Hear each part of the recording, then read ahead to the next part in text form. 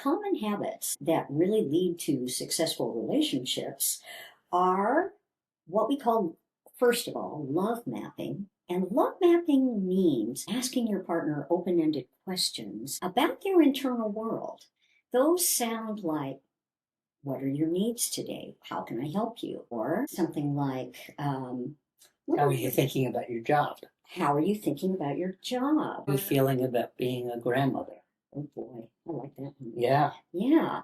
So, questions that really elicit your partner's internal world. And what you're doing is it's almost like you're composing a map of what's going on inside your partner. What's stressing you out right now? Who are your best friends?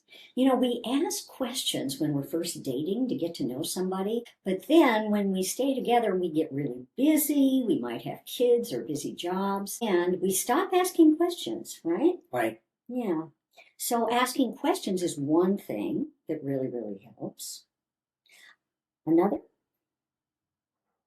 Turning toward our partner's bids for connection. So in very small moments, people are kind of trying to get their partner interested in them.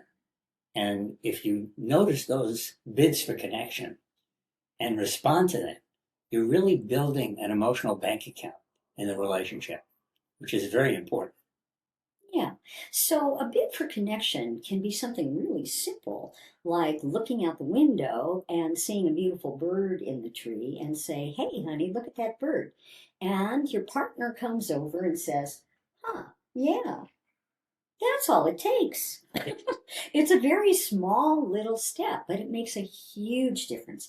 We found in our apartment lab, where we conducted some of the research, that couples who were successful turned towards each other's bids for connection 86% of the time.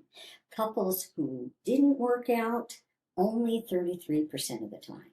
So you can hear what a huge difference that step made. Another is expressing affection and respect, the fondness and admiration system, we call it. In small moments, often, really turning to your partner and catching your partner doing something right and appreciating it. Mm-hmm. That's right. So saying thank you if your partner makes you coffee, even if they do it every morning, like this guy. I thank him every morning for making me coffee. It's been going on for 38 years. So I've said it a lot of times, but still it has meaning every single day. Or saying, God, you are the most intelligent person. I loved what you said about this topic. Things like that, compliments that you give to your partner are so appreciated and they make a big difference. We think that if we say, I love you in the beginning of the relationship, we don't have to do it anymore. Wrong. All of us have, a little insecurity inside ourselves. Right. Does our partner still love us even after all these years, all these changes we've gone through? So it's really important to keep expressing that love to one another as a reassurance and as a really sweet, tender moment between you. Another is having a positive habit of mind, which means that you're really scanning your social environment for things you can appreciate and are grateful for, rather than having a habit of mind where you're scanning your social environment for your partner's mistakes and nurturing disappointment in your partner. Mm-hmm. So that positive habit of mind turns out to be very important. In relationships that were successful, Robinson and Price discovered that people really see all of these positive things that their partner's doing, whereas in unhappy relationships, they actually miss 50% of the positivity that their partner's actually doing in an evening. So in a nutshell, what that means is look for what your partner is doing right and say thank you. Right. It makes a huge difference. Yeah, and then we move on next to how a couple handles conflict. That turns out to be very... That's a big one. So I guess, are we going through all the 7 principles here? I think we are, yeah. Okay. All right. So with conflict management, there are several things that are super, super important. First of all, how do you bring up a problem that is between you in the relationship? How do you bring up a complaint? Well, you don't do it with criticism, by negatively describing your partner, like saying, God, you are such a slob. Why don't you ever clean up the kitchen? Instead, you describe yourself and the situation and then say what your positive need is. So let me break that down a little bit. So by describing your feelings first, it may sound something like this. I'm unhappy, I'm angry, annoyed, I'm sad, I'm nervous. That's step one, all those feelings. About what? So you're not saying about you and here's how you're bad. That doesn't work. That's criticism. Instead, what you're doing is saying about the situation. The bills haven't been paid yet, and that's making me feel nervous.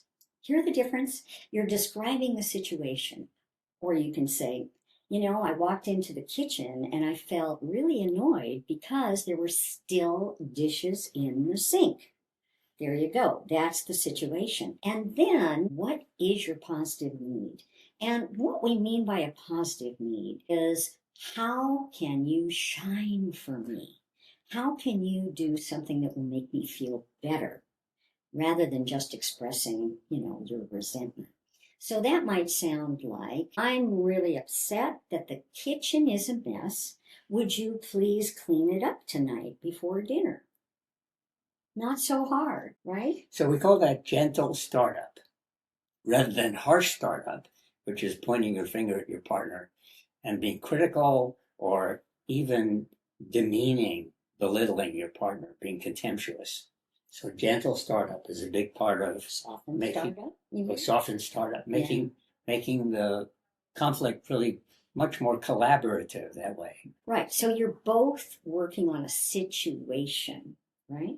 That's creating some feelings in you. Okay. After you bring up the issue and your partner listens, hopefully without feeling put down or criticized, what can really be helpful, especially with bigger issues or perpetual issues, is this. You ask your partner 6 really important questions that we discovered tap what's deep inside your partner regarding that issue. And those 6 questions are things like, what are your ethics or beliefs that are part of your position on this issue?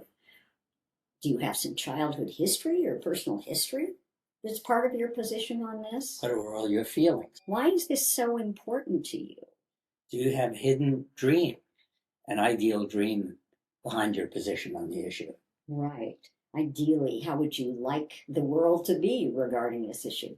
And finally, the last one is there some underlying purpose or goal for you in this? So what those questions do, and by the way, each of you takes a turn asking the questions of the other and then answering them. So you're both getting a chance to explain your positions.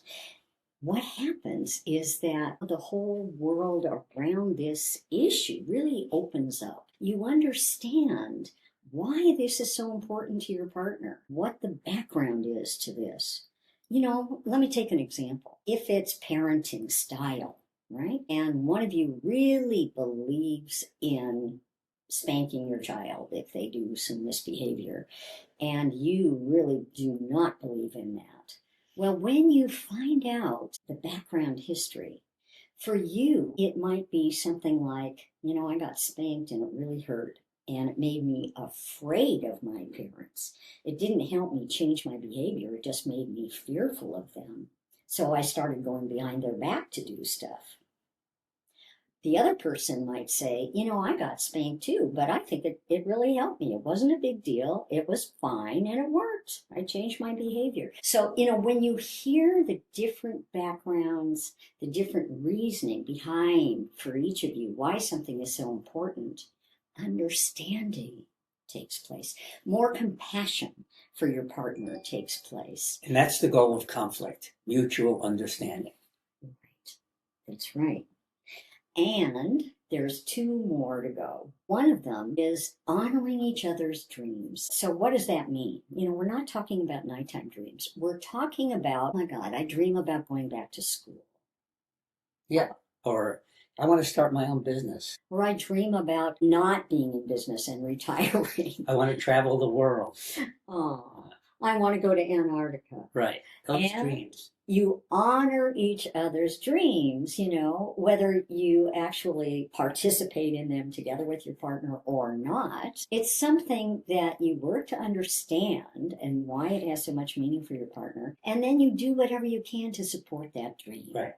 And finally, creating shared meaning. Now, let me just mention something. Every single one of you, no matter what your education, no matter what your IQ, none of that matters. Every single person is a philosopher. Every single person looks for meaning in their lives. What gives them a reason to live? To go on, to have some kind of purpose for their existence on this earth. right. Do you share that with your partner? And by share, I don't mean does your partner feel the same way? No, I mean, does your partner listen when you describe your own personal sense of meaning? It's about sharing and talking about what's meaningful for you and what's meaningful for your partner, which means you understand your partner again, kind of like love mapping and their internal world at a much deeper level. What really gives them a reason to exist? There's almost more, not as important a question as that one for all of us. So sharing that information with your partner really creates a deeper connection. Right. And the two really important pillars that make all this work are trust and commitment. And trust really means thinking for two and maximizing both people's benefits in every action or decision that you take. So your partner's got your back because your partner's really thinking about your benefits, not just their own benefits. And commitment is really about saying, this is the love of my life and my partner is irreplaceable and I cherish what I have, rather than having a habit of mind where you denigrate what your partner doesn't have and nurture resentment for what's missing. So commitment is a very important part of this whole equation. Right. Trust and commitment. Everything else follows those. Right.